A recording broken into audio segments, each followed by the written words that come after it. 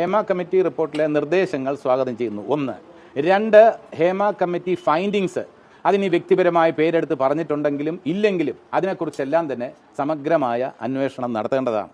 അതിൽ നിന്നും അമ്മയ്ക്കോ പ്രൊഡ്യൂസേഴ്സ് അസോസിയേഷനോ ചേംബറിനോ ഒഴിഞ്ഞു മാറാൻ കഴിയില്ല. നമ്മുടെ പേര് വന്നിട്ടുണ്ടോ നമ്മുടെ പേര് പറഞ്ഞിട്ടില്ല എന്ന് കരുതി നമ്മൾ ഇതിൽ നിന്നും ഒഴിഞ്ഞു മാറാൻ പാടില്ല എന്ന് തന്നെയാണ് നമ്മുടെ അഭിപ്രായം. ഇൻഡസ്ട്രിയുടെ പൊതുവായ സ്വഭാവം ഇതേപോലെ വിജയിച്ചിട്ടുള്ള നടികളോ നടന്മാരോ ഒക്കെ തന്നെ വഴിവിട്ട പാതയിലൂടെ സഞ്ചരിച്ചാണ് ഈ വിജയം കൈവരിച്ചത് എന്ന രീതിയിൽ ഹേമ കമ്മിറ്റി ഒരിടത്തും പറഞ്ഞിട്ടില്ല. അങ്ങനെ പറഞ്ഞിട്ടുണ്ടെങ്കിൽ അത് നമുക്ക് വേദന ഉണ്ടാക്കുന്നതാണ്. സംഭവങ്ങൾ നടന്നിട്ടുണ്ട്, ഇല്ലെന്ന് പറയുന്നില്ല. ഹേമ കമ്മിറ്റി ഒരു കാര്യം ഇങ്ങനെയൊക്കെ നടന്നിട്ടുണ്ട്, നടിമാർക്ക് ഇന്ന രീതിയിൽ പരാതിയുണ്ട്, ഇതേപോലെ വാതിൽ മുട്ടിയിട്ടുണ്ട് എന്ന് പറയുമ്പോൾ എവിടെ വാതിൽ മുട്ടി എന്ന് നമ്മൾ ചോദിക്കേണ്ട കാര്യമില്ല.